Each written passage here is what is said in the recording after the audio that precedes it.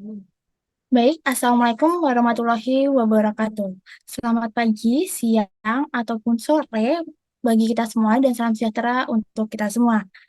Di sini kami dari kelompok 3 mata kuliah Ekologi Pangan dan Gizi kelas B akan mempresentasikan terkait tabu kepada ibu hamil dan ibu menyusui.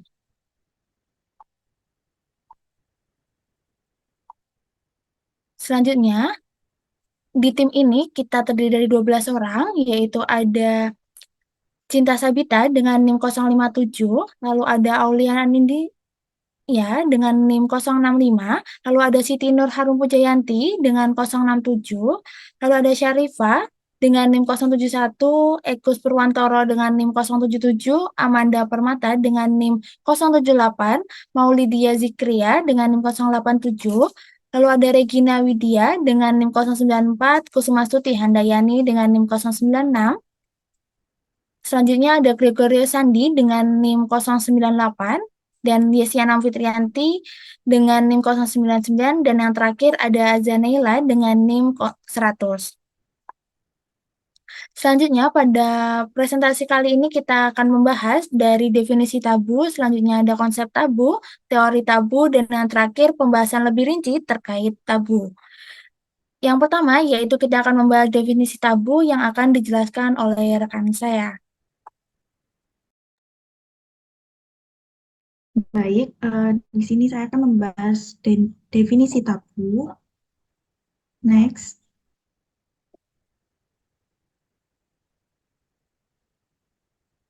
Nah, tabu ini sendiri berasal dari kata tabu, katu, dan ambu, eh, yang berasal dari bahasa Toga Kepulauan Polinesia, yang mana merujuk pada suatu perbuatan atau perilaku yang dilarang atau dibatasi.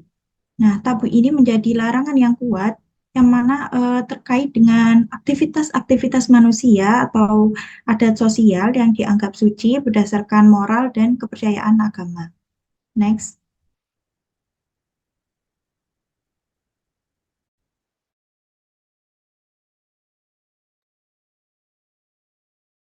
Kemudian selanjutnya ada definisi dari tabu ibu hamil. Nah, tabu ibu hamil ini perilaku atau kegiatan atau aktivitas eh, yang dilakukan oleh ibu hamil yang mana dilarang atau dibatasi oleh masyarakat setempat.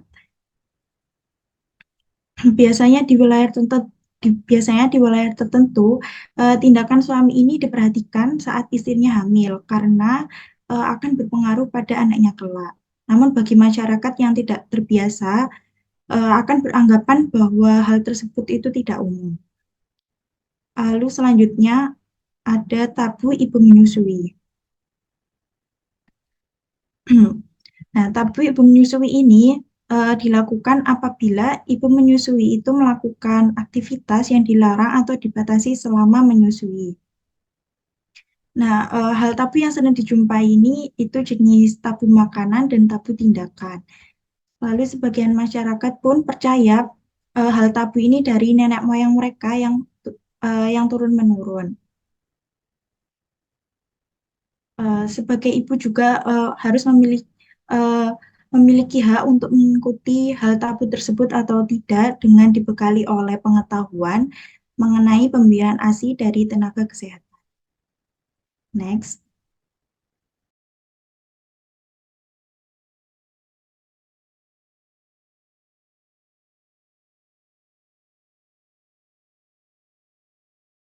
Baik, selanjutnya ada konsep dari tabu. Konsep dari food tabu yang berkembang pada masyarakat adalah menghindari atau membatasi konsumsi pada suatu makanan tertentu yang bisa menjadi penyebab kekurangan gizi. Budaya food tabu sendiri masih banyak dijumpai di Indonesia. Konsep food tabu untuk ibu hamil dan ibu menyusui di Indonesia sangat bervariasi tergantung pada keyakinan agama, budaya, dan lingkungan. Banyak mitos yang kurang layak diyakini, namun banyak juga beberapa mitos tentang food tabu yang masuk akal. Ibu hamil dan ibu menyusui tentunya menginginkan yang terbaik untuk bayinya. Hal tersebut yang menyebabkan ibu hamil dan ibu menyusui mudah percaya terhadap hal tabu dan memilih untuk mengikuti hal tabu tersebut. Contoh food tabu pada ibu hamil di Pulau Jawa yaitu dilarang makan udang, karena konon dapat menyebabkan darah bau amis, sulit melahirkan, dan badan anak menjadi bungkuk. Next.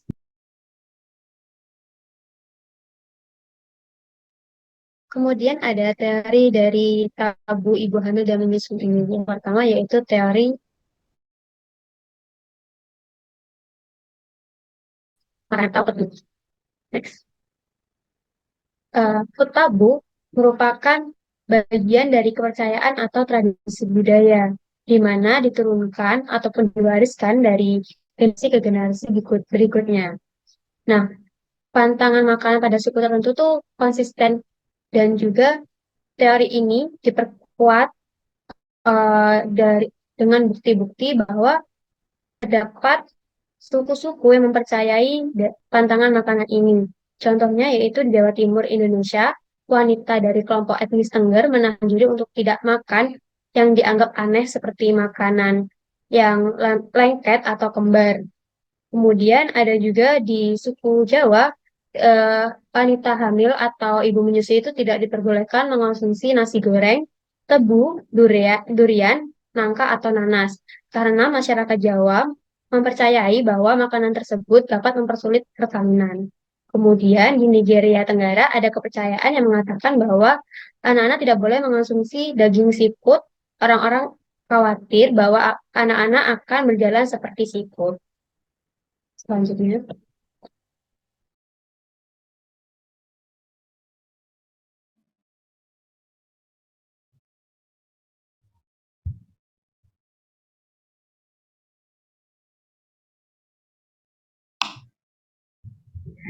Baik, selanjutnya yakni ada ritual budaya.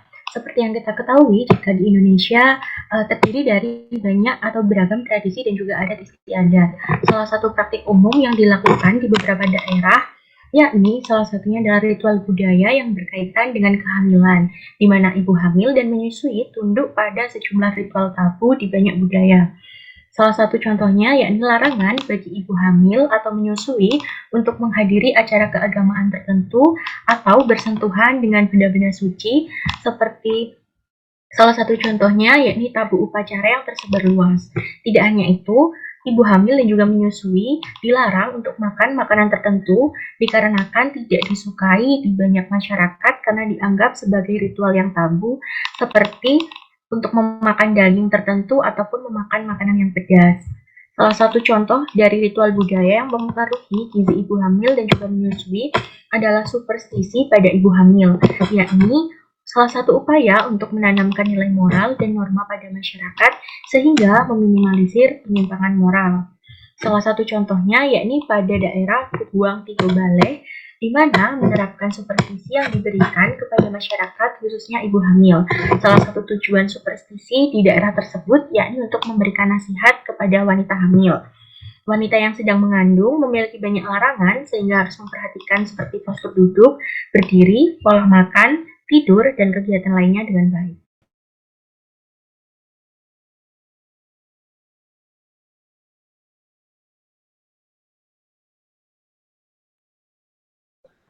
Baik, teori yang selanjutnya adalah mengenai tingkat pendidikan dan pengetahuan dari ibu hamil dan ibu menyusui. Yang mana tingkat pendidikan dan kesadaran pada ibu hamil ini memiliki pengaruh kepada jumlah ASI yang akan dihasilkan dari ibu tersebut. Justru praktik budaya makanan ini dapat bisa saja dapat menyebabkan kualitas ASI yang diberikan kepada bayi ini tidak sebaik apabila mengonsumsi makanan yang sebenarnya menjadi pantangan di daerah tersebut. Oleh karenanya, sangat penting bagi ibu hamil dan ibu menyusui untuk benar-benar mengetahui makanan mana yang dapat dikonsumsi oleh mereka dan yang tidak dapat dikonsumsi oleh mereka. Karena mungkin justru makanan yang tidak diperbolehkan untuk dikonsumsi di daerah mereka itu adalah makanan yang baik untuk ibu hamil dan ibu menyusui tersebut.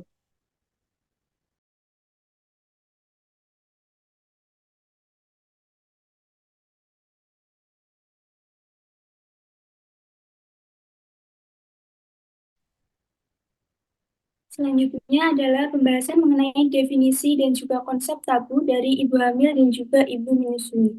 Tabu atau yang biasa disebut dengan pantangan sendiri merupakan suatu bentuk larangan sosial yang melekat pada masyarakat terhadap benda, kata, individu, ataupun tindakan-tindakan yang dianggap tidak baik atau dihindari bagi suatu kelompok masyarakat dan juga budaya tertentu. Tabu pada ibu hamil ini dan menyusui mengacu pada larangan atau pantangan terhadap suatu jenis makanan, aktivitas, atau perilaku tertentu yang diyakini dapat menimbulkan resiko bagi ibu dan juga bayinya. Salah satu bentuk tabu bagi ibu hamil dan menyusui yang saat ini masih umum ditemui di Indonesia adalah tabu yang berkaitan dengan makanan. Tabu makanan merupakan praktik budaya atau aturan yang melarang konsumsi jenis-jenis makanan tertentu seperti sayuran, buah, ikan, dan lain-lainnya karena hal tersebut diyakini dapat berdampak negatif pada kesehatan terutama bagi ibu hamil. Berbagai jenis pantangan-pantangan tersebut pada awalnya dimaksudkan untuk melindungi ibu dan juga bayinya. Akan tetapi ternyata hal tersebut dapat berdampak negatif bagi kesehatan ibu dan juga bayinya. Dampak yang mungkin terjadi adalah salah satunya masalah kekurangan nutrisi. Hal ini adalah disebabkan karena pembatasan makanan yang dilakukan oleh ibu dapat menyebabkan kurangnya asupan nutrisi penting selama masa kehamilan. Hal ini tentu saja dapat mengakibatkan risiko komplikasi kesehatan pada ibu hamil dan juga pada janinnya.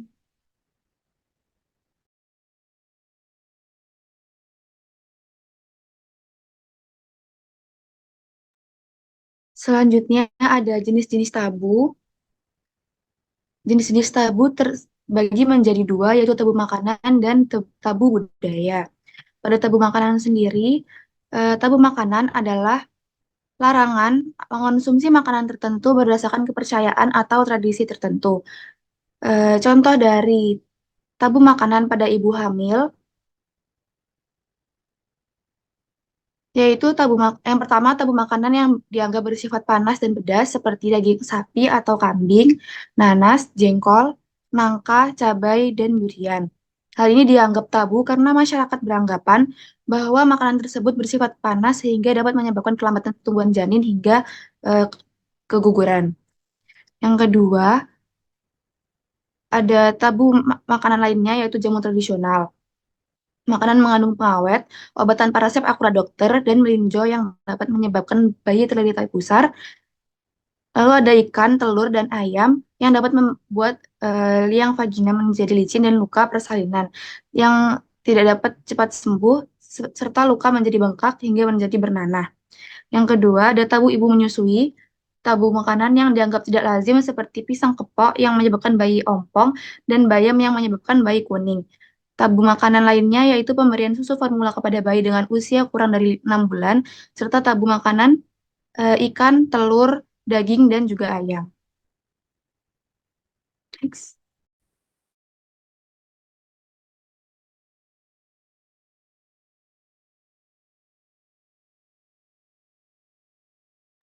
Selanjutnya adalah tabu budaya.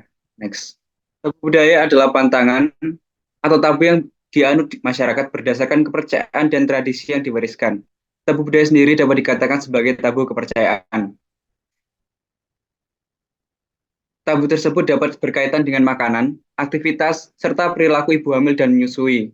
Maka tabu budaya dapat dikatakan sebagai tabu yang lebih kompleks dibandingkan dengan tabu makanan. Contoh dari tabu budaya sendiri, yaitu mengonsumsi jamu tradisional. Jamu yang umumnya diproduksi dan dikemas di pabrik, maupun buatan penjamu lokal yang berbahan dasar dedaunan, namun tidak diketahui lebih lanjut daun apa yang telah digunakan. Akan tetapi dampak dari tabu budaya tidak selalu buruk. Tabu budaya diciptakan berdasarkan oleh pengalaman dari leluhur yang telah mengalami berbagai pengalaman di masa lalu. Next.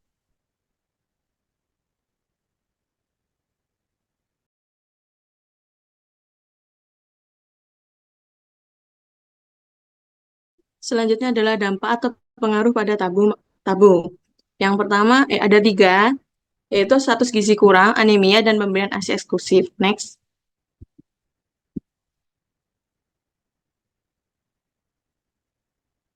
Yang pertama yaitu status gizi kurang. Nah, kekurangan gizi ini merupakan salah satu permasalahan yang masih banyak ditemukan di lingkungan sekitar karena dapat mengganggu tumbuh kembang anak di masa depan. Tabu dapat menimbulkan dampak sehingga ibu hamil dilarang mengkonsumsi berbagai jenis makanan sesuai dengan daerah atau kepercayaannya masing-masing dan menyebabkan kurang konsumsi zat gizi pada ibu hamil. Nah, hal tersebut dikarenakan penyuluhan makanan mengenai food tabu belum diselenggarakan sehingga ibu tidak tahu mana yang bagus untuk kehamilan dan hanya mendengarkan dari orang lain yang dan menganggap hal informasi tersebut itu benar. Next.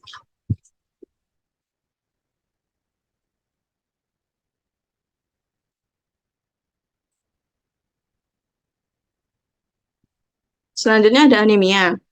Eh, Anemia dapat terjadi pada ibu hamil yang tidak mengonsumsi zat besi serta tidak menjaga pola makan yang sesuai agar zat gizi terpenuhi. Contohnya yaitu seperti pantangan makanan pada ibu hamil dan menyusui yang tidak boleh memakan ikan, telur, dan berbagai buah-buahan maupun sayuran yang mana sebenarnya memiliki gizi yang bagus seperti zat besi dan sangat diperlukan bagi ibu hamil maupun ibu menyusui agar tidak terjadi anemia dan memiliki cadangan energi dalam tubuhnya. Next.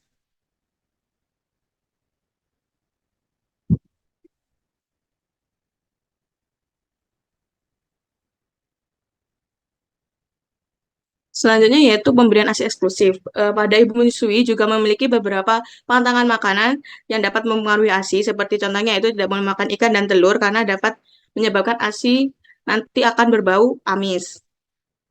Padahal di mana pemberian ASI eksklusif ini penting karena harus diberikan pada anak hingga anak berumur 2 tahun. Next.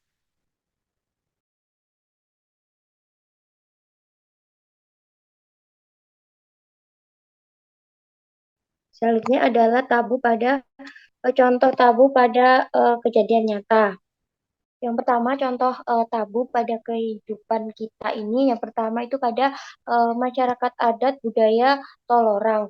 Nah, masyarakat adat eh, Tolorang ini tuh masyarakat yang hidup di Kelurahan Amparita, Kecamatan Telulimpoe, Kabupaten Sindereng Rampang, Provinsi Sulawesi Selatan. Nah, masyarakat adat ini tuh memiliki keunikan yang berbeda dengan budaya lainnya. Nah, hal ini tuh dapat disebabkan oleh faktor sosial budaya yang memiliki pengaruh terhadap kebiasaan pola makan dalam suatu masyarakat, rumah tangga maupun individu. Yang pertama yaitu makanan pantangan bagi ibu hamil di masyarakat adat Tolorang ini adalah daun kelor, kepiting, udang, salak, dan air es. Nah, mereka ini percaya bahwa ketika mengonsumsi makanan tersebut, maka ibu hamil ini akan kesulitan dalam proses persalinan dan ketika lahir pun bayinya akan cacat. Sebagai contoh, ketika ibu hamil mengkonsumsi udang dan kepiting, maka mereka ini ketika melahirkan bayi tersebut itu akan susah keluar karena jalannya itu mundur seperti udang. Padahal udang dan kepiting mengandung zat-zat besi golongan Hem, yaitu zat besi yang berasal dari hemoglobin dan mioglobin yang tingkat penyerapannya itu lebih tinggi dari zat besi pada sumber nabati. Selain itu, udang dan kepiting ini mengandung protein yang tinggi yang memiliki manfaat yang baik bagi tubuh ibu hamil, seperti membentuk organ dan jaringan tubuh pada janin, mempersiapkan tubuh ibu hamil untuk melahirkan bayi, menguatkan daya tahan tubuh, dan menghasilkan ASI.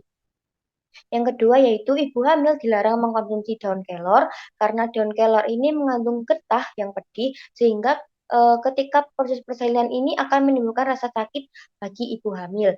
Nah, faktanya daun kelor ini tuh mengandung banyak vitamin seperti vitamin A, vitamin B, vitamin C, kalsium, kalium, zat besi, dan protein dalam jumlah yang besar. Nah, kandungan-kandungan tersebut itu mampu meningkatkan kadar hemoglobin pada ibu hamil yang mengalami anemia. Yang terakhir itu, ibu menyusui akan diberikan minuman tuak manis dengan harapan dapat memperlancar produksi ASI-nya. Nah, tuak manis ini hanya diberikan kepada ibu menyusui yang kesulitan dalam mengeluarkan ASI. Pemberian tuak manis ini tuh harus diperhatikan jenis tuaknya.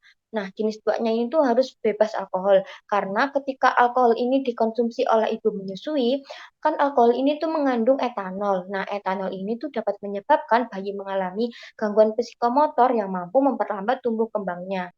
Nah, selanjutnya food tabu pada wilayah Batang Kilat.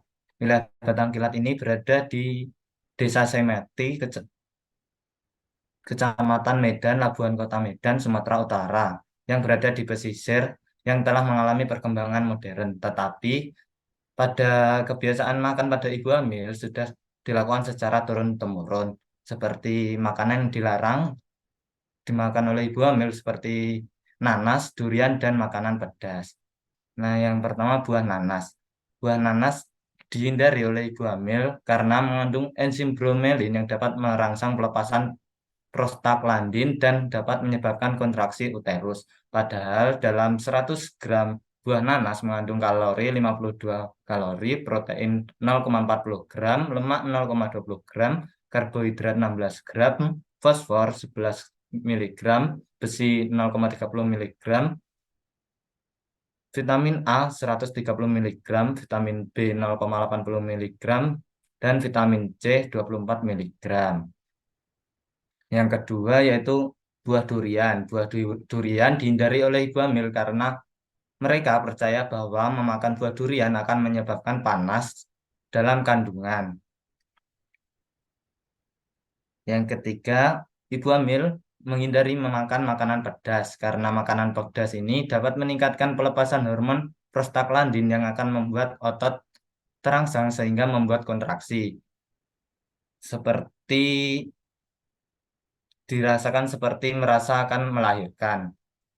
Makanan pedas juga membuat perut mulas dan tidak nyaman karena makanan pedas ini dapat disertai dengan gejala infeksi. Heartburn juga dapat terjadi pada ibu hamil karena dapat meningkatkan asam lambung pada ibu hamil. Next.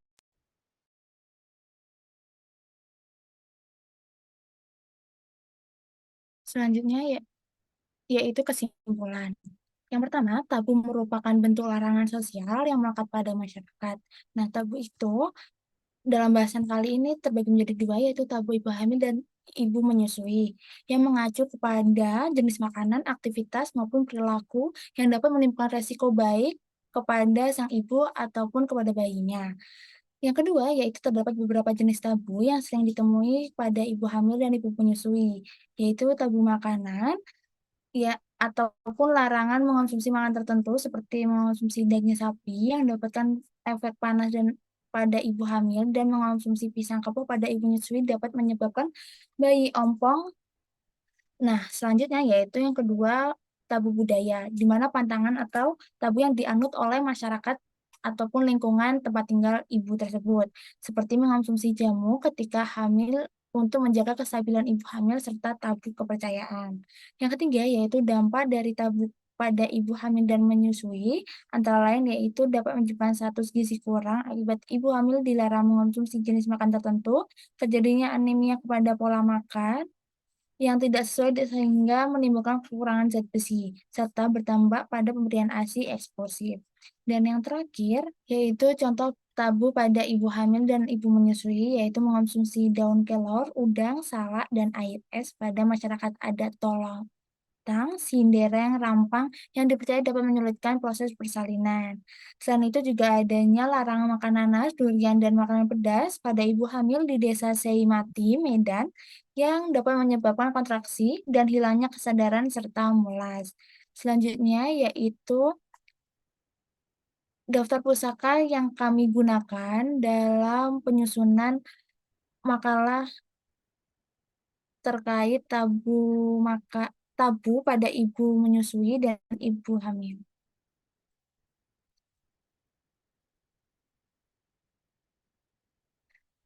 Itulah tadi presentasi dari kami. Ada kurangnya kami mohon maaf. Saya tutup. Wassalamualaikum warahmatullahi wabarakatuh.